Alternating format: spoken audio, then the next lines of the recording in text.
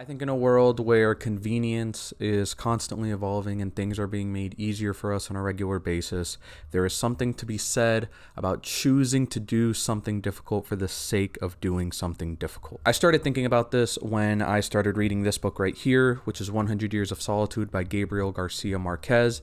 And now that I'm done with the book, I wanted to talk to y'all about it. What's up, everybody? Welcome back to another video. For those of y'all that are returning to this channel, I hope your day is going great, maybe at least a little better than y'all expected. And for those of y'all that are just coming to this channel for the first time, what's up? My name's Chris and I know how to read, allegedly. And today we're going to be talking about this book, like I said. And after so much time of pushing this book down the TBR list for like a variety of reasons, I'm so happy that I finally got to it because this book is so good. So if you want like an in-depth review or summary of this book, there are a bunch of videos that have already done that. And I'm also going to be doing my own little summary and review of it in my end of the month wrap up for October. So if y'all are interested in hearing my thoughts on this book, please subscribe, and then you'll be able to see that video towards the end of the month. But today I kind of want to start on more of like a macro level and go from the outside in, and then we'll eventually get to like the micro level that is this book, right?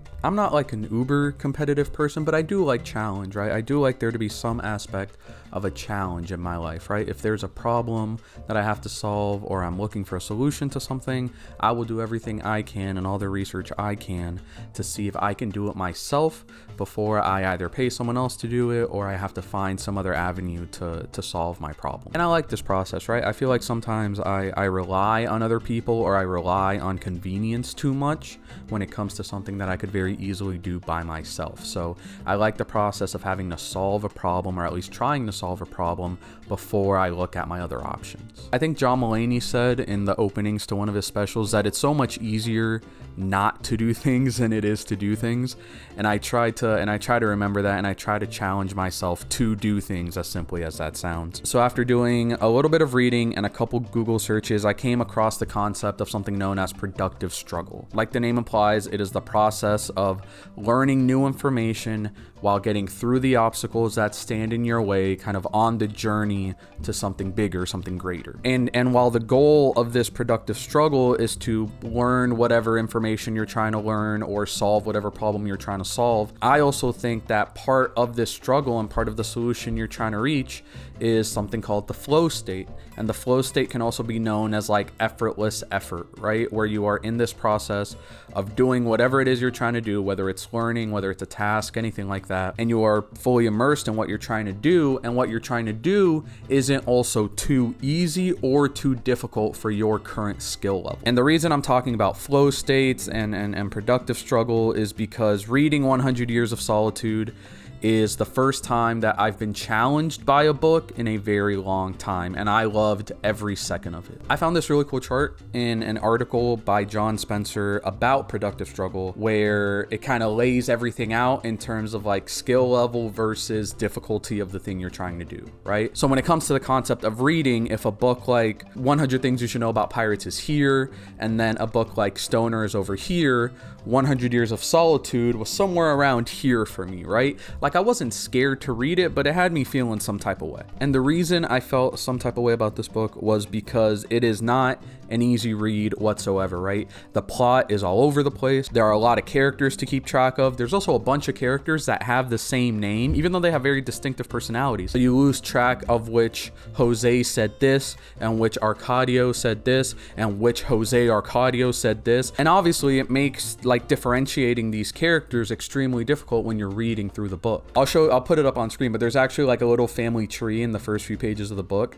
that helps you kind of understand the family line, because you're following this family through generations and all these characters have the same names, so it helps you kind of figure out where you are. And I found myself being like, all right, I know I'm on page 300 of this, but I don't know which Buendia said this, I don't know which Jose said this. I saw a comment on Reddit that said this book felt like the novelization of someone's dream, and I think that that's a great description of it. And with all that said, what's crazy about it is all of that does not distract from this book at all, right? This is easily a top 5 or top 10 book for me. The writing is simple but beautiful and descriptive. The journey that you follow in this book with the Buendia family, it is long and violent and beautiful, and it is just the textbook definition of wild, right? And I think one of the main reasons I like this book so much was because it was difficult enough and the writing was good enough to keep me going and to keep me motivated to read the end of the book, or to get to the end of the book. And that's where the concept of productive struggle comes back in, right? Because I knew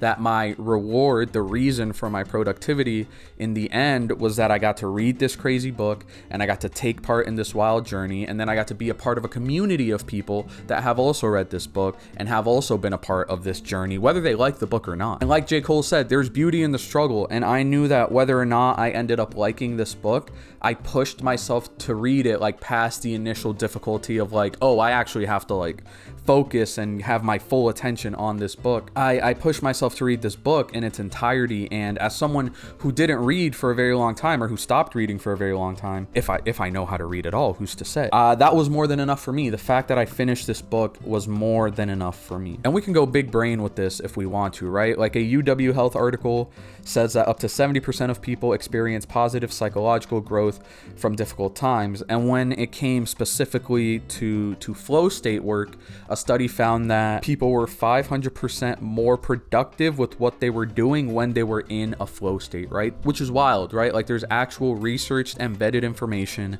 that says that doing things that are reasonably difficult for you and your skill level is beneficial to you and your development as a person. Like I think that's an awesome, wonderful thing. And with all that in mind, like please don't take this video as me hating on easy reads or comfort reads in any way, shape, or form, right? Like I'll take an easy book and I love them as much as the next guy, but I do think that like as readers, we are doing ourselves a disservice if we do not, at least every once in a while, pick up a book that we think is difficult in some way, shape, or form for our reading level or our focus level, and not even at least attempting to get through it, right? Like I'm looking at my bookcase right now and I know that there are certain books that I am kind of scared or worried about reading, right?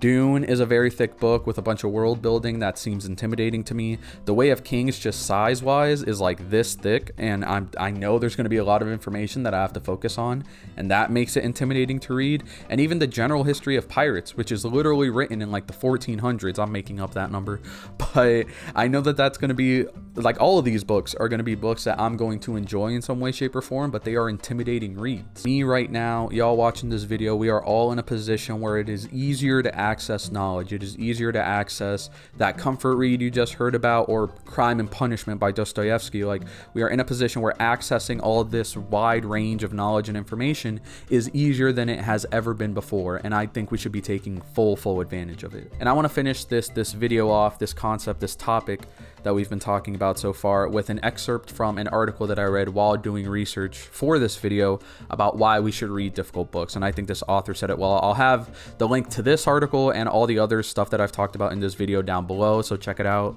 if you want any more background information. But I think this article put it very well into words as to why we should be reading difficult books. The books that possess the most aesthetic power and interpretive potential are those that have stood the test of time.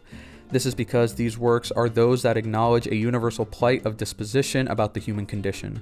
The best books are more than a watered-down plotline or a call to political action. They are a form of communication between the reader and writer. The best books are reminders that we're not the only one to have felt the way we do, that we are not alone in the world, and that the questions we have about the world have been asked many times before. It is through reading difficult books that we come away with something far more meaningful and long-lasting than a viral video on social media, namely the expansion of our solitary existence. And if that isn't one of the most beautiful ways I've heard reading described as, I don't know what is. But that's going to be it for today's video, y'all. I know it's a little bit of a shorter video, but I want to try and build my way up to doing 2 videos a week, hopefully sometime soon.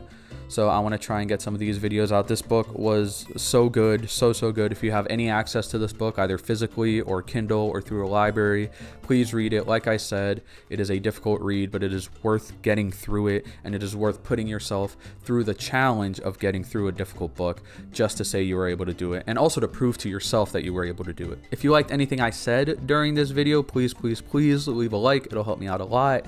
If you read a difficult book, or maybe a book you thought was going to be difficult, but you breezed right right through it. Tell me about it. Give me some recs in the comments down below. And if you like any and all of the content that I've been putting out so far, please leave a subscribe. I love any and all engagement that y'all can give me. I really do appreciate it. I think this video or the previous video that I made is 3 months of doing this officially, 1 video a week for 3 months. And that's awesome. It's been a really fun ride, and I want to thank every one of y'all that's been here either from the beginning, or you just subscribed, or just left a comment, or just left your first like. I really appreciate all of it. From the very beginning of my idea for this YouTube channel, it's been the goal has been 2 videos a week. So I know at some point I want to build towards that, but for right now, like I'm enjoying the ride of what I'm doing. I am productively struggling, and every time that I've been making these videos, it's been a flow state, whether it comes to editing or whether it comes to just filming right now. So I really appreciate all of the likes and all of the comments and everything like that y'all have been giving me, and I hope that y'all stick around. Leave a subscribe so you know the next time I upload a video. I really appreciate y'all for watching this one, and I'll catch y'all next time. Peace.